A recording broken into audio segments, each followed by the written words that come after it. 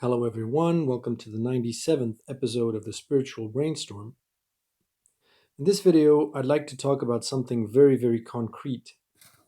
I call this video Collective Distributed Intelligence because I'm trying to identify the form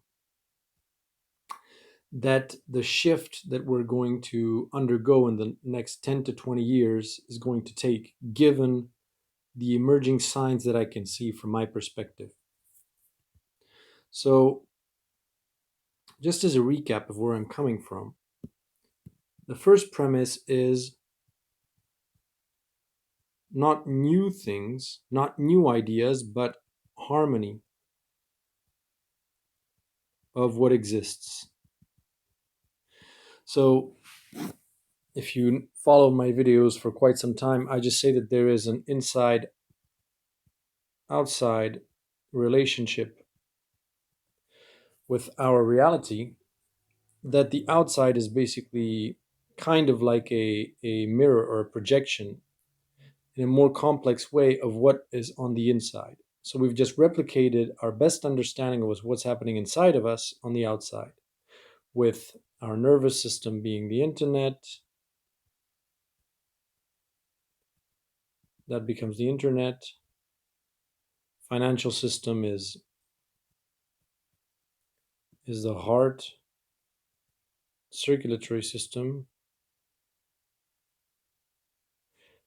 And the way that it manifests on the outside is always dependent on the understanding that we have of it on the inside. Because we're still a kind of an unborn baby, we're still dependent on centralized institutions, just like the baby is dependent on the placenta.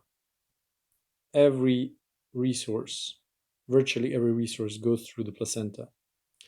But we're slowly being born, and that will manifest as the end of a centralized kind of way of functioning towards a more decentralized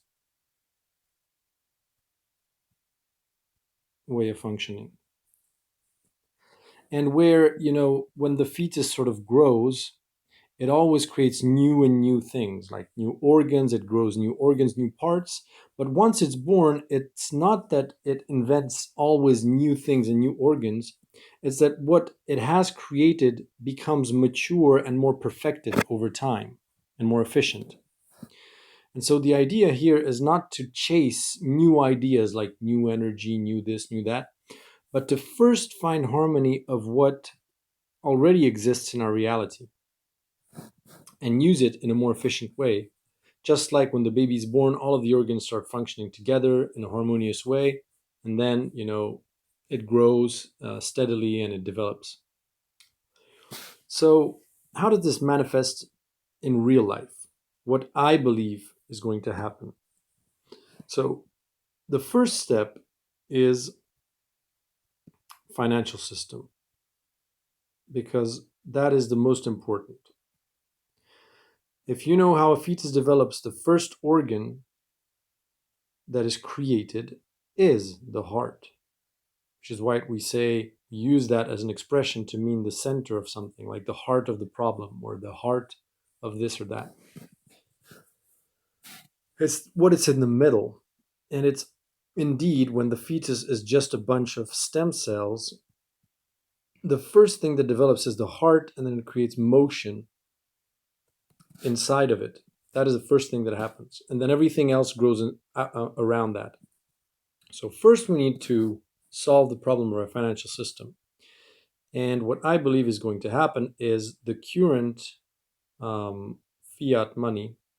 That is, there are two options here. Fiat, either it will be replaced completely, like the banking system will just collapse, the whole financial system will collapse, and then a currency that is going to be an alternate to fiat is going to replace it. And don't forget that fiat, in my mind, is like oxygen. Oxygen is the most basic, fundamental energy that everybody needs. You would survive like at most, the average human would survive no more than 3 minutes without breathing. Um, then there is, oops, certain cryptocurrencies, which I believe, like for instance, Ethereum, is a good proxy for water. You can survive 3 days without water. And then other crypto, like some shady like not some shady projects, but some weird projects like Sushi Swap or Yam or whatever, and all kinds of other projects, DeFi. Um, I don't know any. I don't know any, like from the top of my head. There's just so many cryptocurrencies. Like there are thousands and thousands, like maybe 4,000 already. That is like food. And interestingly enough, some of them actually did take on a name based on food, and you can survive about 3 weeks without food at most. And so, first thing that needs to happen is either it's going to be replaced completely or it's going to adapt and change and transform. Into what? Into a form of basic, universal basic income, UBI.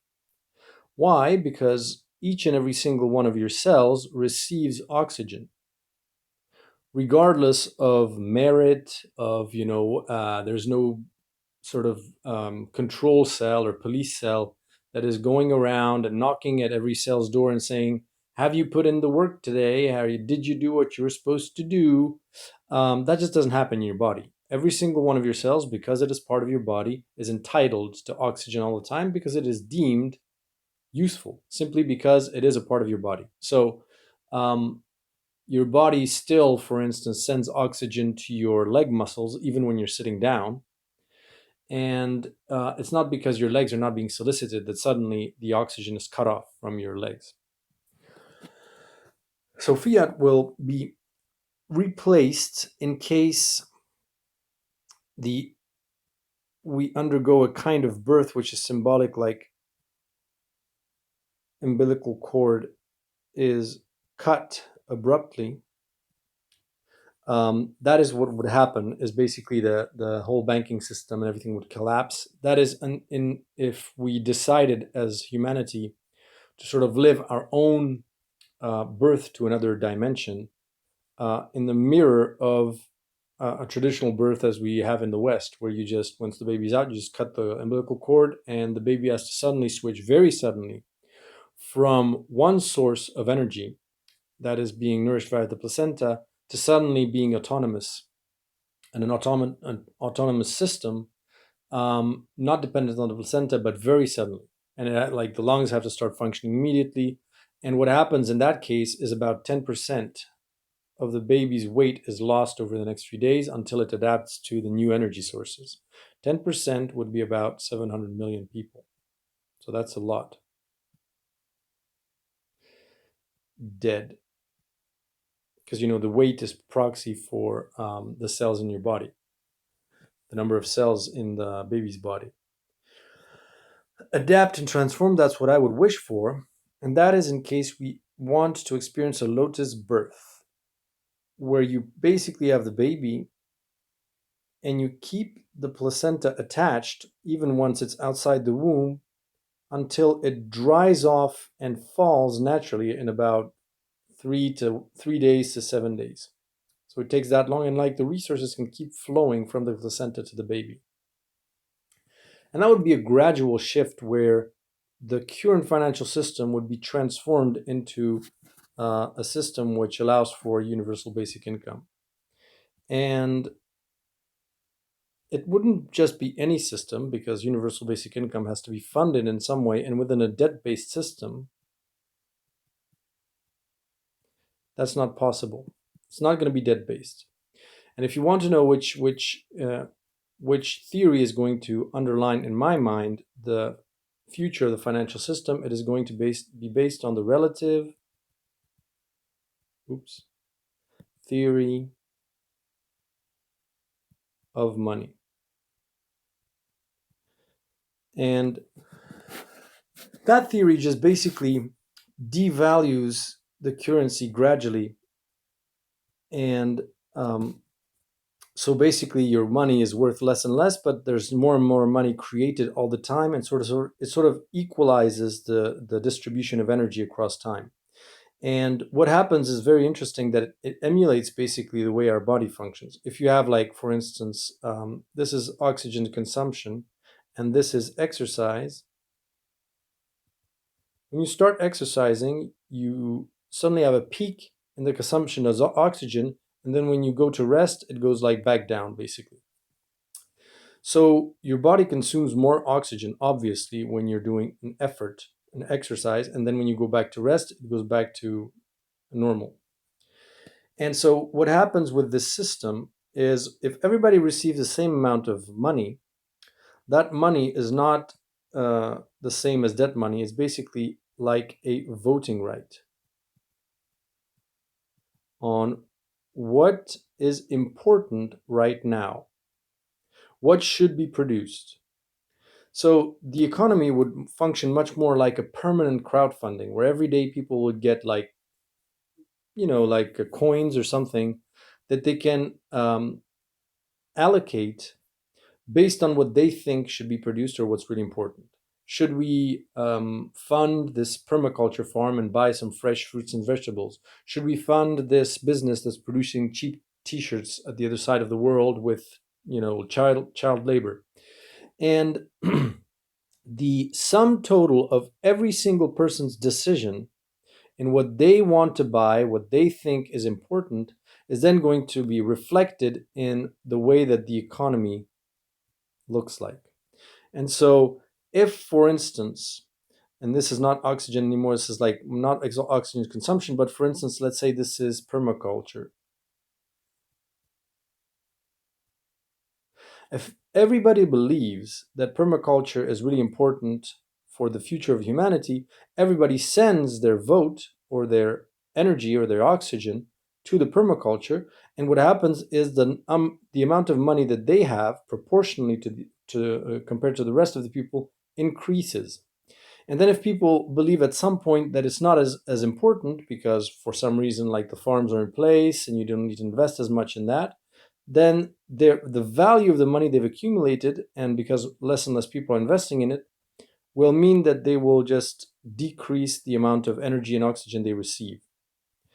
And that's how your body allocates energy. It sends oxygen in various parts of your body depending on what your body is doing, what your needs are. So when you're running, the oxygen concentrates in your legs. When you're sitting down to take a test, the oxygen rushes to your brain.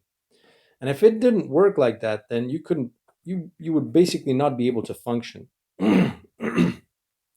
Now, right now, we have the centralized system where the placenta basically, and some kind of centralized power, decides where the money is affected according to a debt-based system, which is perfect for growth, just like the baby in the womb, which has to grow exponentially. And is centralized in the sense that there is a kind of a higher,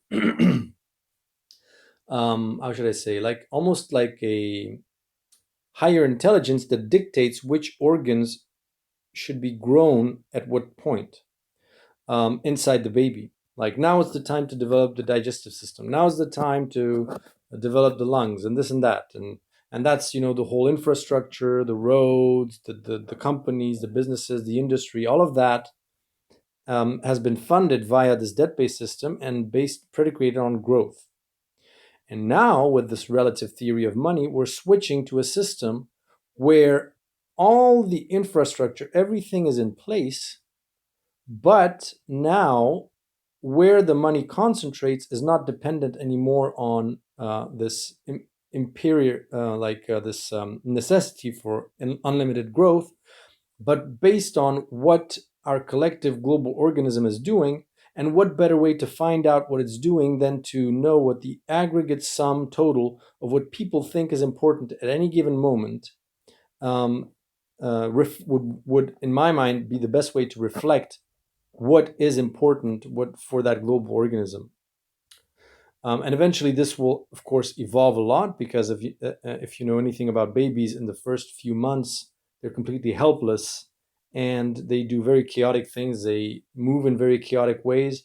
And this whole process is going to smooth out and become more and more coherent and seamless because people will be much more attuned to their higher selves and making decisions not based on like random things like a baby jiggling his arms like in all directions for seemingly no purpose, but with an actual purpose in mind that comes with the connection to the higher self as we become more and more sort of spiritually attuned or sensitive and connected to our emotions, connected to our intuition.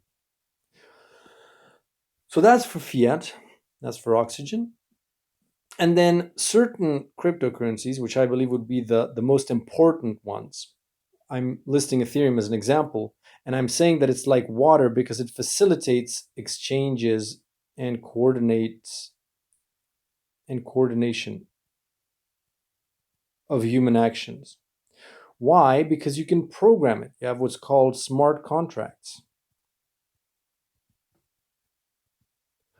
which enables for plenty of different things to be set up, especially, for instance, organizations that are decentralized that don't rely on a physical infrastructure, a physical kind of board, and all that stuff. You can actually program a lot of things in the interaction of humans in order to coordinate their actions via this kind of system. And the other thousands and thousands of crypto would be like food, basically, where the baby in the first few years as it develops, it tries plenty of different foods and it puts just about anything in its mouth. Some things that are not even comestible, they're not even edible. Sorry. And sometimes they have diarrhea, sometimes they vomit. Um, and that's, in my mind, a mirror to the diversity of the different crypto assets that are emerging. Some of them will be toxic, some of them will be scams, some of them will be useless. But the reason why it doesn't matter is that if these two layers are there, like Ethereum would maybe be the like mother's milk, basically, then you have much more flexibility in this for experimenting, for trying out new things. The reason why we don't die instantly when we eat bad sushi and only have like severe diarrhea for a few days. And it's not pleasant, of course, and we're vomiting and all that, but we still don't die. And the reason why is because our system, our energy system, is very resilient. We have oxygen and we have water and fluids on as the most important elements, and that is why you can then have experimentation with the food. Now, everybody's trying to regulate the shit out of crypto assets because these two are not yet in place. And today, if people make mistakes, if people invest in the wrong crypto asset or experiment in the wrong sort of thing and then they get scammed, then there is no fallback. They're basically as good as dead because all their hard earned money is just basically gone and they have no security. Whereas here, if you have this universal basic income system where every day you get a certain proportion of the total energy that is produced or the total monetary mass that is produced, um, you know, by your monetary area, like the central bank would print a certain amount of money and then would split it equally between all people. And the relative value of that money would decrease across time. So it would be like a melting currency. It's called a melting currency. Just like oxygen, basically. Oxygen doesn't stay potent infinitely. Like once it's consumed, once that energy is consumed, then it has to be replaced with fresh oxygen. And this is the same thing. Like there's constant production of money, but it loses value as time goes by. So because every day you're receiving an equal share of that universal basic income, that is what gives you the flexibility to experiment. And it's not that important that all these projects are constantly regulated and monitored. Of course, there's still, it doesn't mean we shouldn't investigate scams. It just means that society will be much more resilient in tolerating emergence of scams, and it won't mean the end of your life and life savings and everything, and you're going to be on the street because it so happens that you invested in the wrong project. And once this is in place, which I believe is underway, and I hope it will be in the Lotus birth a kind of way, which is progressive, then a lot of the other things will fall into place. One of the few ideas that I had is self-driving cars as a service, um, decentralized grids, electric grids,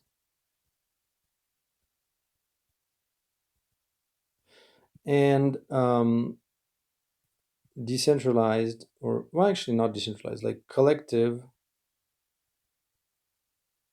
land, oops, stewardship. So this, I think I've already addressed in a video a long time ago, but basically it's just to say that if we have open source AI that learns self-driving very quickly in the public interests, not for proprietary use by a single private company interest, then you can equip even old cars with cameras and stuff for like between $1,000 $2,000 maybe. As the technology evolves, of course, it's going to get cheaper in order to transform them into self-driving cars. And once that happens, then you can create decentralized cooperatives where people can rent out their cars to this decentralized cooperative that exists, for instance, on and is built on top of blockchain projects like Ethereum. And people would just get revenue from renting out their car to those cooperatives. And you can get rid of basically about at least 60% of all vehicles that are currently on the road and keep only 40%. And then create cooperatives, which are all linked to a main system, main decentralized system. And basically, people will have an app on their phone and they could call in a car with a tap of the finger saying, I need to go there. And, you could have a guaranteed that a car is going to pick you up within 3 minutes. Because obviously, if these cars are driving around everywhere, then there is a kind of an AI that keeps track of where people are going, what are the trends, what are the tendencies. Then it can make sure that it optimizes the trip of every single vehicle to pick up people along the way, to go here and there, and make sure that everybody has access to these vehicles. And then in the evening, when people go to sleep, then the cars go back to like those huge parking garages in airports and stuff for cleaning, for refueling, for servicing. And you'd have cooperatives that plug in, decentralized cooperatives that are built on service, like vacuuming the vehicles, like maintenance and all that stuff. And all of it will just going to be managed by smart contracts where people would just pay a monthly fee, and depending on, for instance, what they want, like for instance, you'd have rich people that only want to be driven in Mercedes and whatever. Well, they'll have a certain price and a certain guarantee that they'll have a car within X minutes. And then you have people that don't care. They can jump in any vehicle. They don't really care what brand it is. And they'll pay a certain price and they'll have a certain guarantee of having a vehicle within a certain time. And of course, you'll still be able to own a private vehicle, but it'll just be financially not as interesting as plugging into the system. And besides, owning your own vehicle, um, I mean, what's the point? If it is self-driving, I mean, it's so convenient to just call a car, comes and pick you up, it drops you where you have to go. You don't need to worry about parking it. You don't need to worry about maintaining it, servicing it. All of that is automated for you, and you have a plethora of services and companies that can plug into a system of, built on blockchain that is decentralized, managed via smart contracts, where you can still have competition between different companies that are purchasing a certain number of cars from manufacturers and all that stuff. But this can only happen if we get off a debt-based monetary system, because obviously the problem with a debt-based monetary system is that you have to have constant growth.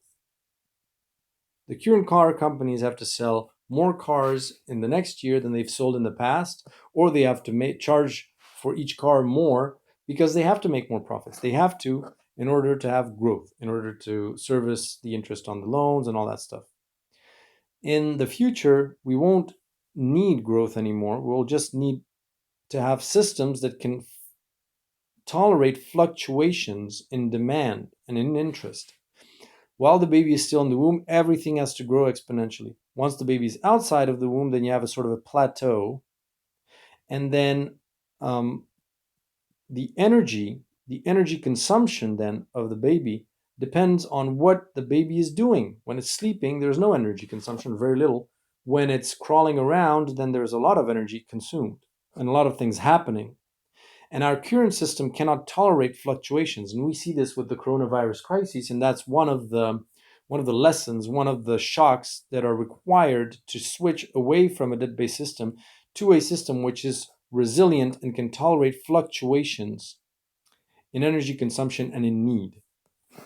Where we realize that we cannot just have companies like car manufacturers that need to spew out more vehicles every year into infinity, and that can tolerate the fact that maybe one year they'll have a lot of orders and then not so much. And the only system that is capable of handling that is something based on the relative theory of money, where companies are much more flexible, they're not so indebted, they can tolerate, for instance, less orders and all that stuff. So that's one thing. And of course, you can merge the self-driving cars with also package deliveries.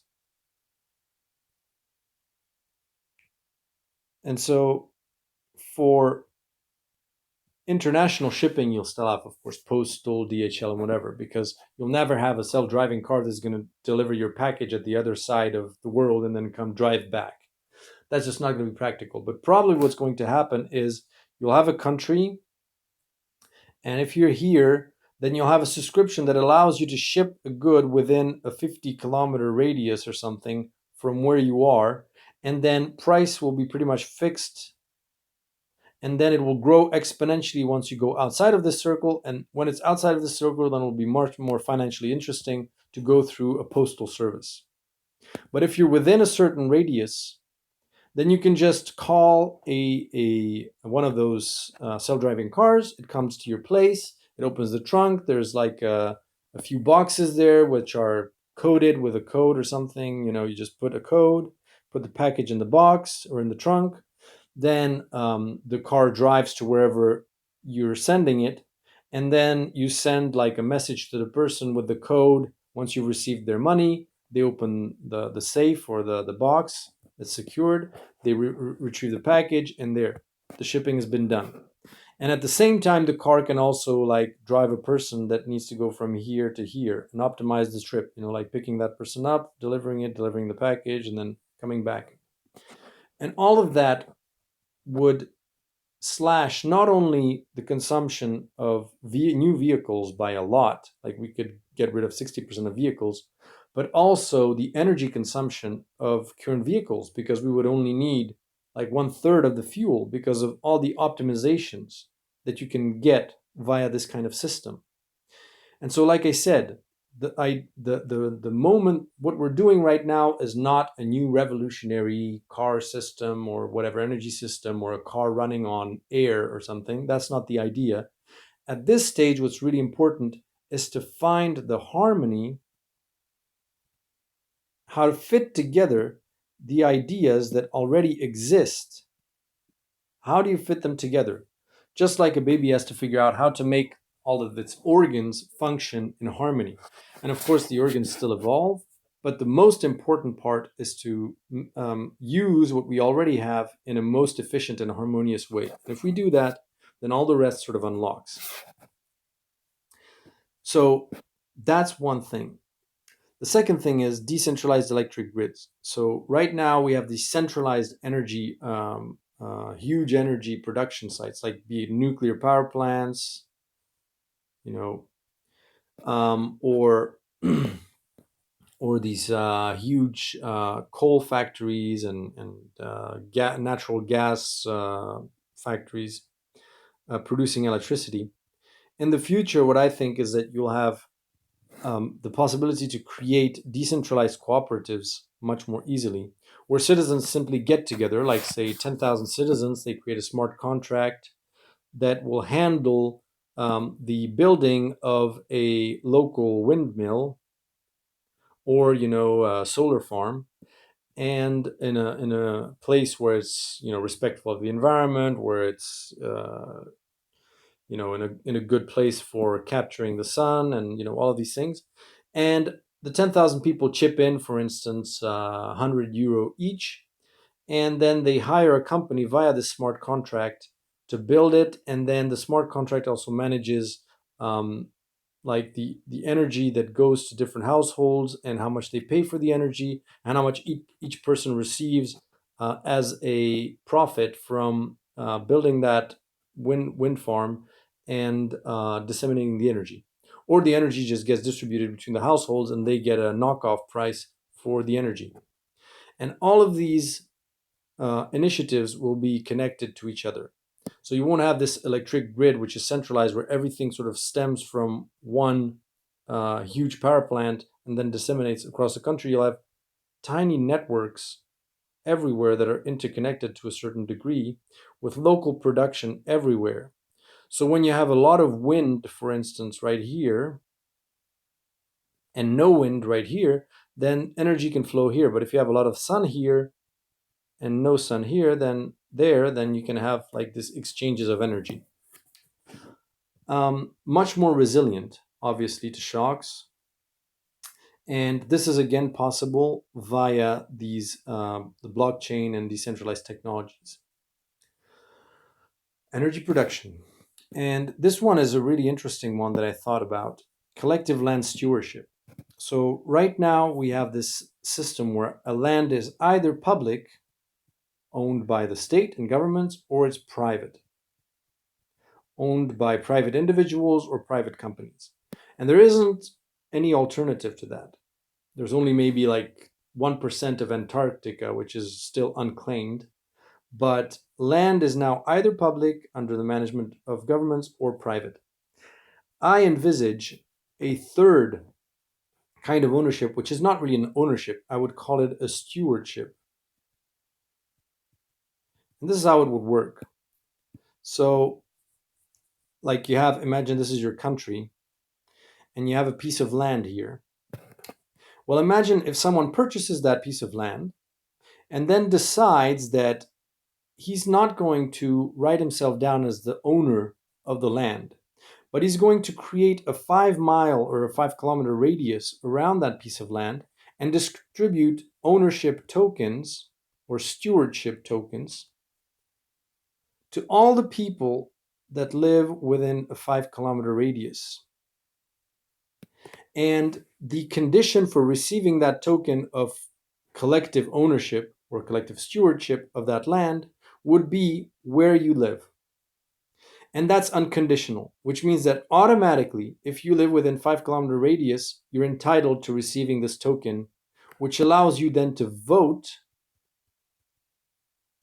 on what should be done with that land. Should we plant fruit trees? Should we have shared collective, gardens where we plant fruit, vegetables, and stuff? Should we have a park? Should we have woods?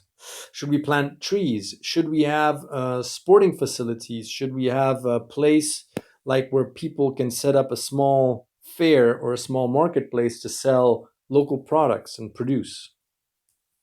They can vote, they can submit proposals for what to do with the land, which can then be voted on. And they can also, what was the other thing? I think so. They can submit proposal, and they can, of course, finance. They can send in money to fund the different proposals. And all of this, again, managed by smart contracts, where you still, in the beginning, you'd still need the public authorities to kickstart this. And you'd need to approach the public authorities and tell them, this is my project. Can you please distribute these tokens to all of your citizens? And then you create what's called a web of trust network between all of the citizens, and where, in order to create a new token, people need to vote. In order to create that new token, if somebody sort of moves in and builds a new house in the environment, then they need to meet, like, for instance, five people of that area that certify that that person is indeed living in the area. And what also can happen is your tokens need to be sort of updated every so often, every year or so. If they're not validated again, if you move out, for instance, from here, if you move outside, then you can notify that you're no longer there and your token disappears immediately. Or, simply speaking, if people don't renew your token, you don't have those five people that are trusted and that live in that area and don't renew your token, you kind of lose it. But it doesn't really matter, because what do you care about what to do with that piece of land if you're living 50 kilometers away? You're likely not going to visit that place very often, and hopefully you'll have other such projects that will emerge all over the place, and everybody will be entitled to these stewardship tokens, as I call them. And that's a very interesting thing. And you'd have then, of course, voting rules where certain decisions you'd only need like 1/3 majority for small expenditure. You could delegate your vote for minor decisions and minor financing, so you don't have to constantly, examine everything, every single cent that is spent. You can have, like, for very important decisions, like 2/3 majority for selling the land back to the government or back to a private investor or something.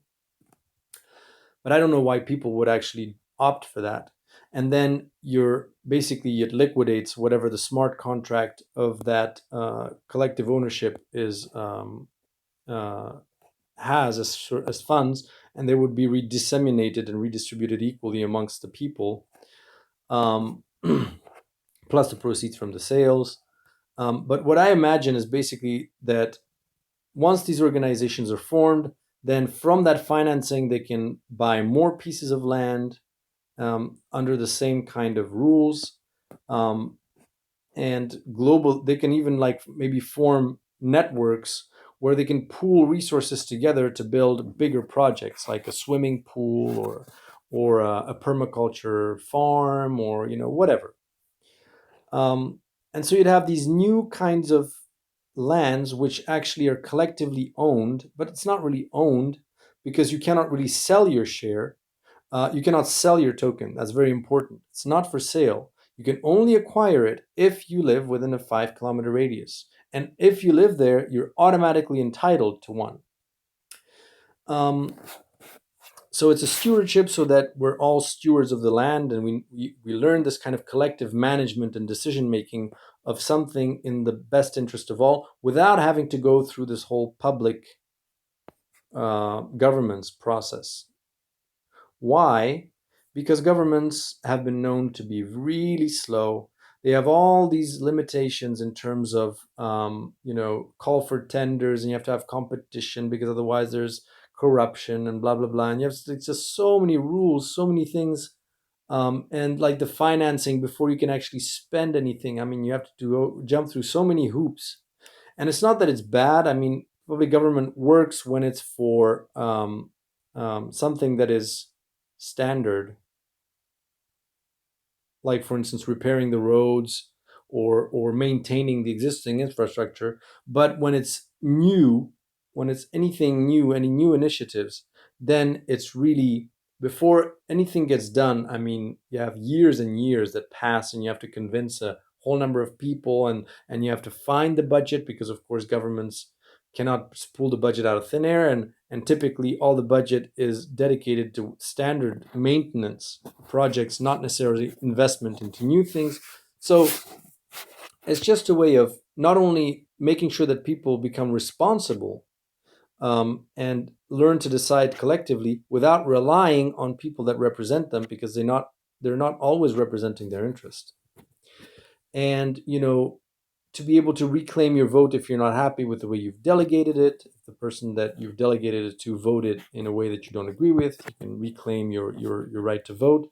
And it's much more flexible because you get to vote all the time, not every 4 years for these people that are supposed to represent you. And if you make a mistake, then you have to live through 4 years of hell where nothing gets done before you can actually vote again. Here, anyone can submit a proposal, and of course you need to pay a certain price to have it submitted, otherwise people would spam with proposals. But once you've set up a proposal, it's live, everybody gets to know what it is, everybody can finance it like a sort of a crowdfunding, and then it gets done. um, so that's also something that I find would really completely change the way that we manage our land, and potentially create real innovation of how to manage certain pieces of land that you buy.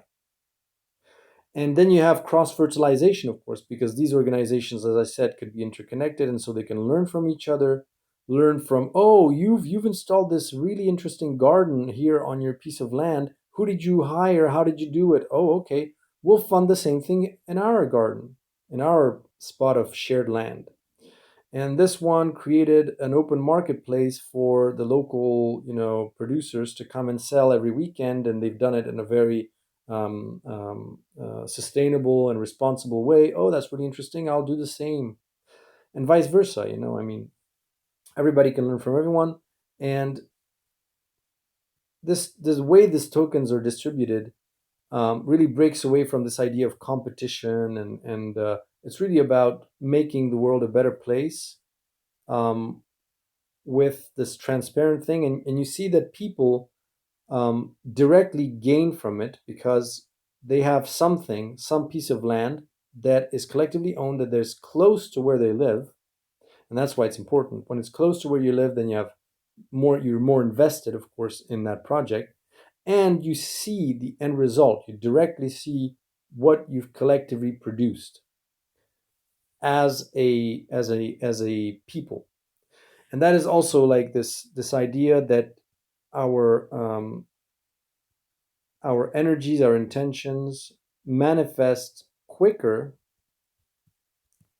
with this ascension process, as some people call it. That's also one way that it can manifest, because now people, instead of just manifesting in this chaotic way where they first have to vote for representatives, and then those representatives deliberate in rooms where you're not even represented, they decide to do things you don't even see the impact on your reality. Sometimes you vote for people you don't even know what changed in your neighborhood, and sometimes it's not even for the better, and it takes years before you notice any change, and you've almost forgotten what you voted for 3 or 4 or 5 years ago, and they say, oh, okay, that's what happened. Whereas here, with crowdfunding, things go very quickly. Within a few months, you can have a new park, a new something. But it's not private, because the private sector is the only one that moves so fast nowadays. They're the only ones that can shell out millions and build a whole park or infrastructure or whatever. But it's not in this stewardship kind of mentality, it's to extract money off of people. And that doesn't mean that some of these projects cannot be for profit, but the profits are redistributed directly to the people and to the sort of organization. So there'd be a smart contract that would hold the finances of the whole, the smart contract that manages that plot of land, to pay for maintenance, to pay for all kinds of things. And that money can also be used to purchase another piece of land. or to invest in something bigger. Or you can have a payout. Why not? As a sort of a dividend to all people that live within a certain radius. Now, all of this, of course, needs to be fine tuned. All of these ideas are still sort of very raw, but you see the potential. And this is not some kind of fancy Tesla revolutionary free energy technology, but just think of how the three ideas that I've mentioned, oops, could already um, completely change our reality, um, and transform the way we experience a lot of things. Self-driving cars, no more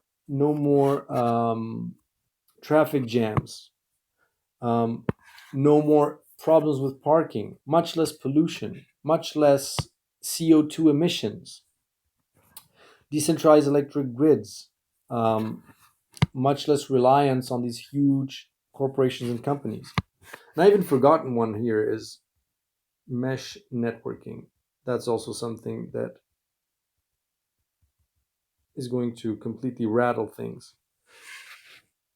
And I have so many more actually ideas, but it's how we communicate. Right now, you have these centralized cell phone towers, which are owned by huge corporations, huge telecom companies. And because they're centralized and you're connecting directly to the tower, then they have to constantly roll out higher and higher technologies to meet the need for data that people want. Now they want to stream HD movies or this and that. Now, mesh networking is no longer connecting to that big tower. It may be a part of that, but especially being able to connect one human to each other via their devices. Like your device would not only be a receiver, would also be an emitter, and they would be able to interconnect one to the other by proximity. For instance, all devices that are within a 100-meter radius to you can connect to your device directly. What this means is that actually, if one tower goes down, you can still have a local network where information transits and no discontinuity in being able to communicate with the people that are closest in your range because the information can hop from one device to another. Plus, if you have mesh networking, you can have an optimization of speed. Like, for instance, if your phone is idle and somebody else wants to stream a movie in 4D, with a VR headset and all that, and needs I don't know how many gigabytes of connection, then your device can actually be a sort of a repeater or a way of a peer-to-peer way, sort of, to share the bandwidth, where that device would now receive all of that extra information from all kinds of different points. It would, of course, need to have a chip that would be capable of that.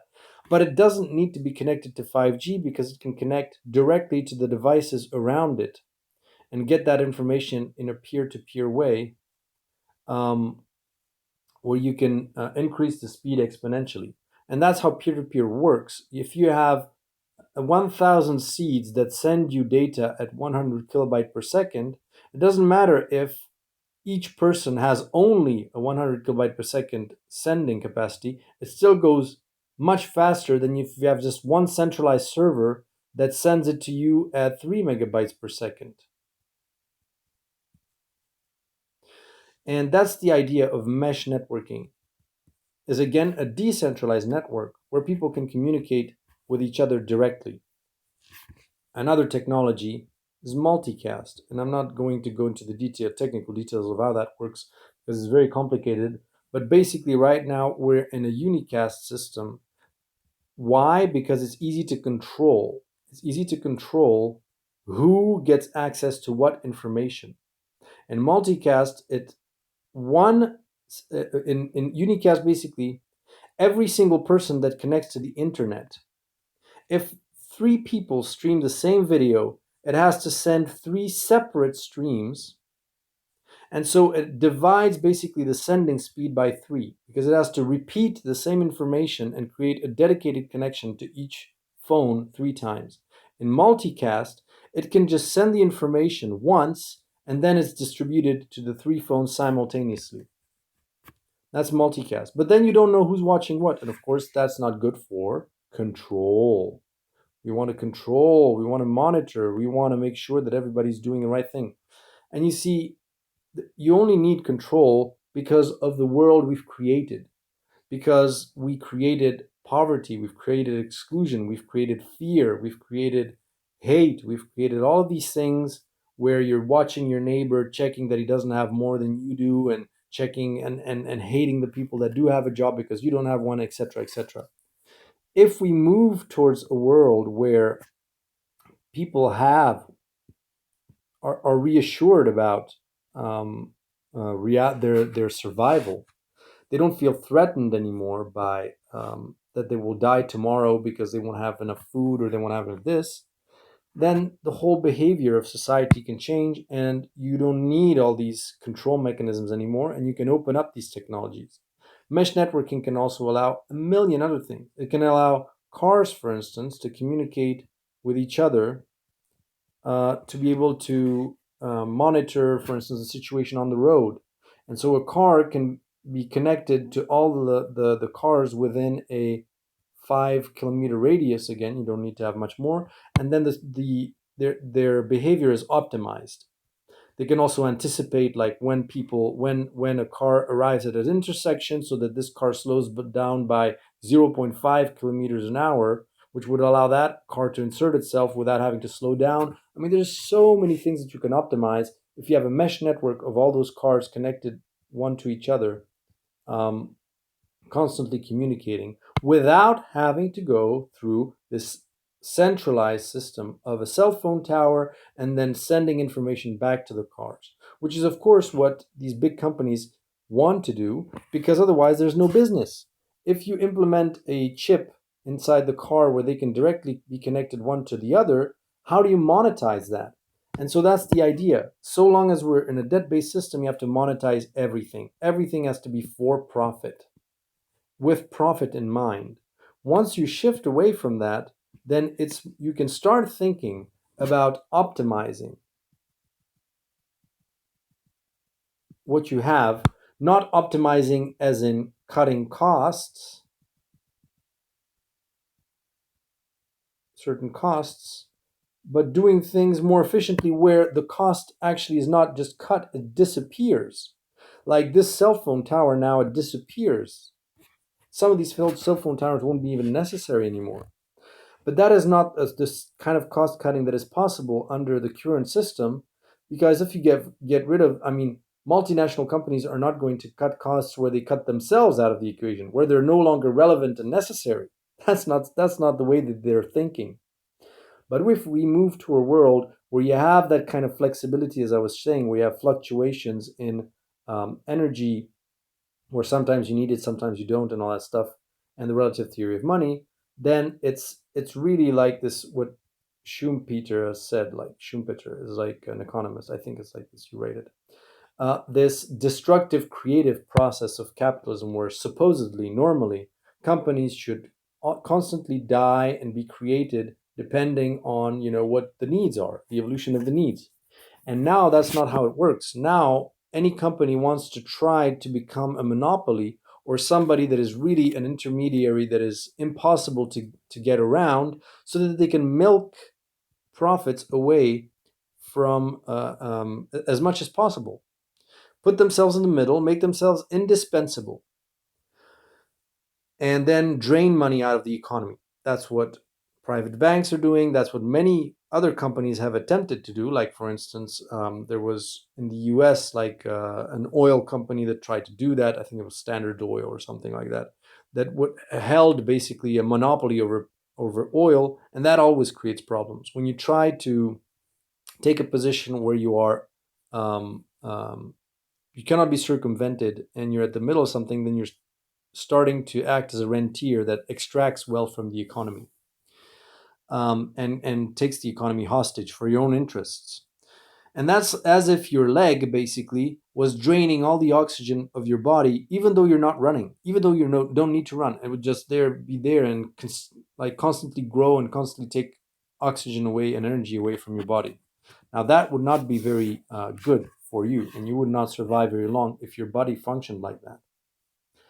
So, and these are just a few ideas. Of course, there's just many more things that we can do given our current the current technologies that are emerging or already available. All it takes is to do things in order. And as I said, first solve the financial system, which is a prerequisite.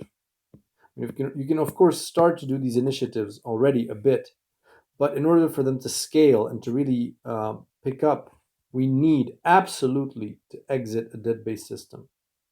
Otherwise, it's really going to be problematic. Once that's done, then it unlocks so many things, and not these. It's not these unknowns like people that are waiting for some kind of revolutionary technology that is going to save us with unlimited energy production. That may arrive in sometime in the future, but just to understand that right now, with the elements that we have, the organs that we've grown as humanity, as a collective global organism, we already have everything we need to make a transition that is radical and that would completely solve all kinds of problems, be it sustainable development, climate change, all of these problems, energy consumption, all of them.